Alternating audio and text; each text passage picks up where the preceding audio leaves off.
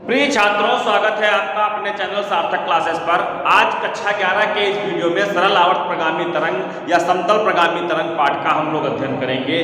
तो चलिए बिना देरी किए हुए प्रारंभ करते हैं।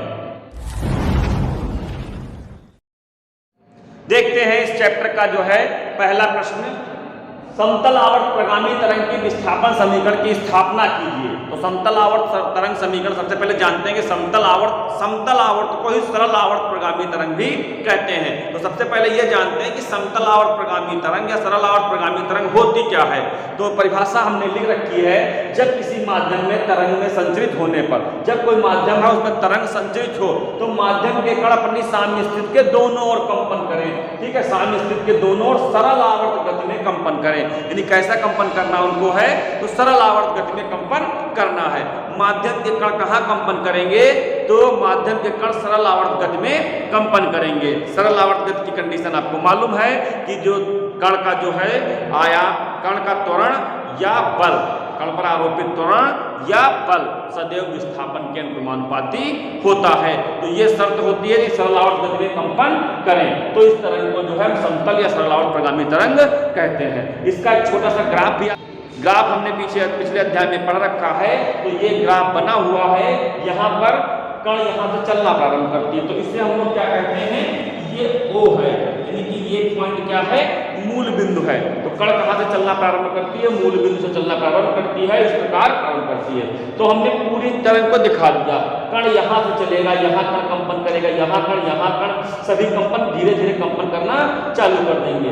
ये जो x दूरी पर कण है, ये t समय बाद कंपन करना प्रारंभ करेगा। कितने समय बाद कंपन करना प्रारंभ करेगा, तो t समय बाद ये कंपन करना प्रारंभ करेगा। तो t समय बाद हम इसकी स्थिति को पढ़ेंगे। तो चलते हैं आगे। माना एक सरल आवर्त प्रगामी तरंग है जो x अक्ष की धन दिशा में संचरित हो रही है।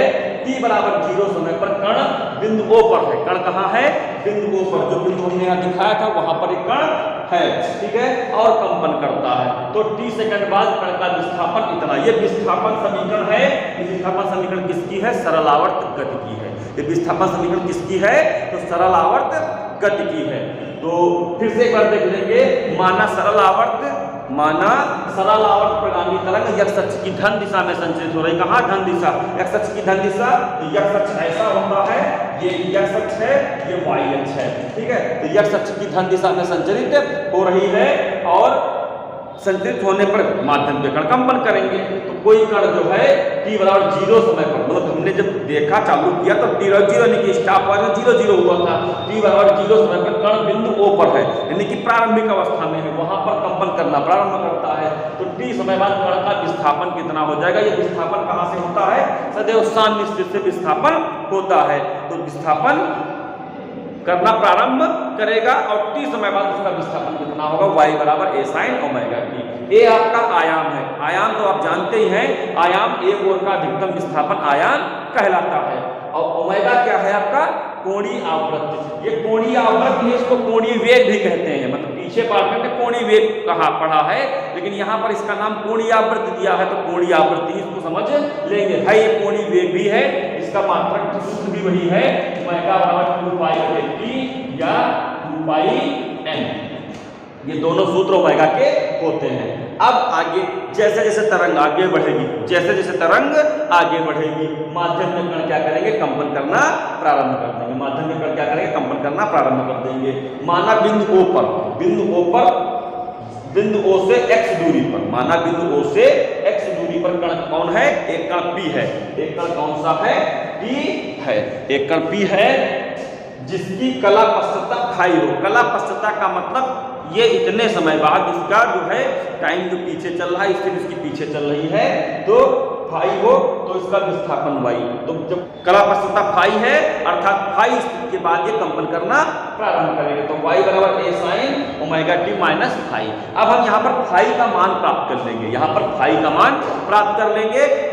मान प्राप्त करने के पश्चात ही हम लोग जो है यहाँ पर रख देंगे और आपको समीकरण प्राप्त हो जाएगा। तो चलिए फाई का मान प्राप्त करते हैं।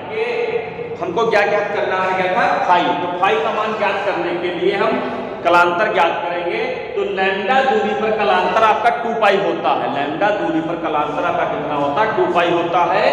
तो एकांक दूरी पर कलांतर कितना हो जाएगा? 2 पाई बटे लैम्डा हो जाएगा। 2 पाई बटे लैम्डा, यानी कि एकांक यानी एक दूरी पर। इस प्रकार हमको कितनी दूरी चाहिए?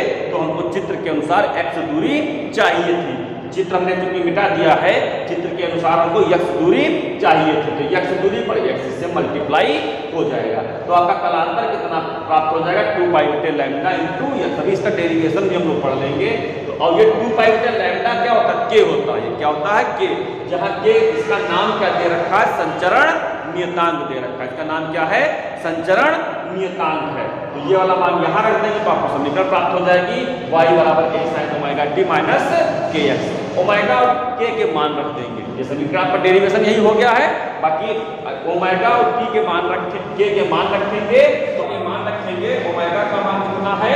2 पाई बटे t है और k का मान कितना है? 2 पाई बटे लैम्डा है। ये दो मान रख देंगे। जब मान रखेंगे तो हमको ये वाला मान प्राप्त हो जाएगा। आपकी ये समीकरण प्राप्त हो गई। यदि आपसे कहे कि तरंग x अक्ष की ऋण दिशा में चल रही है तो क्या करेंगे? x के स्थान पर -x रख देंगे। तो -x रखेंगे तो y बराबर a sin, अब ये 2 पाई के बाहर कॉमन निकाल रखा है, ये t बटे t और माइनस की जब प्लस x बटे लैम्डा, यानी कि x अक्ष की ऋण दिशा में ये हो जाएगा। x अक्ष की ऋण दिशा में और x अक्ष की धन दिशा का समीकरण ये आपका प्राप्त हो जाएगा।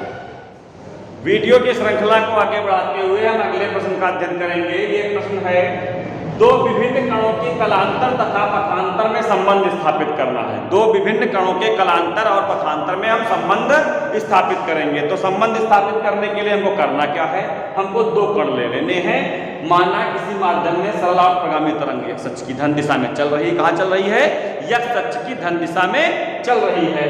और किसी क्षण किसी कण का विस्थापन समीकरण ये होता है। ये विस्थापन समीकरण आपने पढ़ रखा भी इसी वीडियो में, आपने पहले ही इसका इस निबंध को सिद्ध किया है। तो इसका ये वाला हिस्सा जो है वो क्या है? कोणांक है। ये वाला हिस्सा क्या आपका है? कोणांक है। कोणांक का मतलब कोण है और ये कोणांक ही इसकी कला को प्रदर्शित करता है। यही कला को प्रदर्शित करता है। तो कला आपकी क्या हो जाएगी? फाई बराबर ओमेगा टी माइनस kx हो जाएगी। ये तो एक कण के बारे में हमने बता दिया, मतलब ओवरऑल सभी कण हैं पूरे माध्यम में, उसमें कोई एक कण का ये विषय हमने रख दिया। अब हम दो कण ले लेंगे। समय t पर दो कण x1 व x2 दूरी पर हैं, जिनकी कलाएं क्रमशः φ1 व φ2 हैं। तो इतना हमने लिख रखा है। इसी के आगे छोटा सा पार्ट समझ लेंगे और निबंध आपको याद हो जाएगा। तो फिर समझ लेंगे आपको क्या क्या करना है। x अक्ष की धन दिशा में कोई तरंग चलानी है, x अक्ष की धन दिशा में कोई तरंग संचरित हो रही है, चल रही है, और उसका विस्थापन समीकरण लिखना है। मतलब पूरी लैंग्वेज आप ना याद कर पाए तो इतना जरूर याद रख लें कि x अक्ष की धन दिशा में कोई तरंग चल रही है और उसका विस्थापन समीकरण आप y बराबर a sin omega t minus kx याद कर लीजिएगा।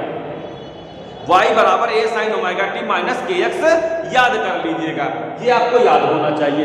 उसके बाद में इतना तो आपको मालूम है कि साइन के साथ में जो जुड़ा होता है कोण होता है, ये कोणांक है। कोणांक ही कला को प्रदर्शित करेगा। कोणांक ही क्या करेगा? कला को प्रदर्शित करेगा। अब जब ये कला को प्रदर्शित कर देगा तो हम कला बराबर लिख लेंगे। फिर कोई दो कण ले लेंगे x1 x2 दूरी पर, जिनकी कलांतर कलाएं कितनी होंगी? φ1 व φ2, φ1 व φ2। अब ये मान हम यहाँ रख देंगे तो आगे क्या हो जाएगा? φ1 बराबर ओमेगा t माइनस kx1 और φ2 बराबर ओमेगा t माइनस kx2। φ1 बराबर ओमेगा t माइनस kx1 और φ2 बराबर ओमेगा t माइनस kx2 हो जाएगा। दो बातें हो जाएंगी। अब इसको हल कर लेंगे। φ1 माइनस φ2 बराबर omega t minus kx1 minus omega t और माइनस माइनस प्लस kx2। ये वाला पोर्शन कैंसिल हो जाएगा। φ1 माइनस φ2 बराबर k कॉमन हो जाएगा और ये x2 माइनस x1 हो जाएगा। ये डेल्टा फाई हो जाएगा, ये k डेल्टा x हो जाएगा। k बराबर 2 पाई बटे लैम्डा आपने पीछे पढ़ा है, तो डेल्टा फाई बराबर 2 पाई बटे लैम्डा और डेल्टा x। यानी कि आपको देखना है कि हमने दो कलाएं ले ली, टाइम फिक्स है आपका तो टाइम फिक्स रहेगा। ये x1 ये x2 हो जाएगा। यहाँ पर कलांतर कितना हो जाएगा, तो φ1 माइनस φ2 दोनों को घटाएंगे तो इतना में से इतना घटाएंगे, ये चिन्ह माइनस का प्लस कर देंगे, ध्यान रखेंगे, बस डेरिवेशन आपका कंप्लीट हो जाएगा। यानी कलांतर बराबर 2 पाई, इसको जो हिंदी में लिखें तो ये है कलांतर, ये है पथांतर। कलांतर बराबर 2 पाई बटे लैम्डा गुणे पथांतर, इसको सिद्ध करना। चलते हैं वीडियो के अंतिम प्रश्न की ओर। एक ही कण के कलांतर तथा समयांतर में संबंध। अब की कलांतर और समयांतर में आपको संबंध स्थापित करना है, तो कलांतर होगा और समयांतर होगा, कलांतर होगा और समयांतर होगा। तो फिर कंडीशन बिल्कुल सेम जो भी हमने पहले निगमन में इससे पढ़ी है। माना किसी माध्यम में सरल आवर्त प्रगामी तरंग x अक्ष की धन दिशा में संचरित हो रही है, इसका विस्थापन समीकरण आपको याद कर लेना है। विस्थापन समीकरण आपको हर हाल में याद होना ही चाहिए, तभी ये निगमन हो सकते हैं। पूर्णांक वही है, कला वही है, कला लिख देंगे, कला लिख देंगे हम। तो चूंकि डेरिवेशन एक जैसा है तो इतनी बात आपको सेम याद कर लेनी है। अब चूंकि कण एक हो गया तो मूल बिंदु से x दूरी पर स्थित कण की समय t1 व t2 पर कलाएं φ1, पहले x1 x2 दूरी पर कलाएं थी, अब की समय t1 व t2 पर कलाएं φ1 व φ2 है। तो अब फिर हम वही लिखेंगे, φ1 बराबर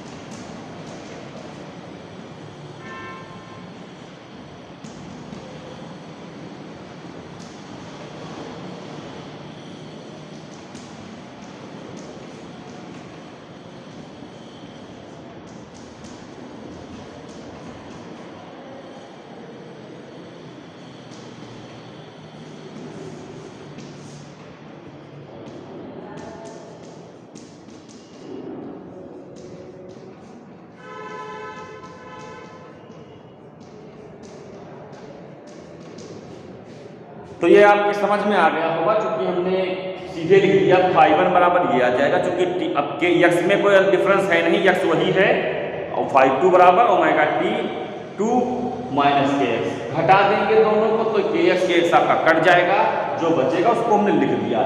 ये भी डिफरेंस है, ये भी डिफरेंस है, वहाँ x2 माइनस x1 था डिफरेंस, वो भी है, चाहे बड़े में से छोटा घटा चाहे छोटे में से बस माइनस चिन्ह प्लस आता, तो हम लोग केवल डिफरेंस लेते हैं। यहाँ पर माइनस चिन्ह का कोई रोल नहीं है, ओमेगा का मान 2/t होता, मान रख दिया, यही संबंध आपका प्राप्त हो गया। इस वीडियो में इतना ही। इसी प्रकार आप कक्षा 11 वीडियो, कक्षा 11 कक्षा 12 के वीडियो प्राप्त करने के लिए हमारा चैनल सब्सक्राइब कर सकते हैं। वीडियो पसंद आए तो लाइक और शेयर अवश्य करें। मिलते हैं अगले वीडियो में, तब तक के लिए नमस्कार।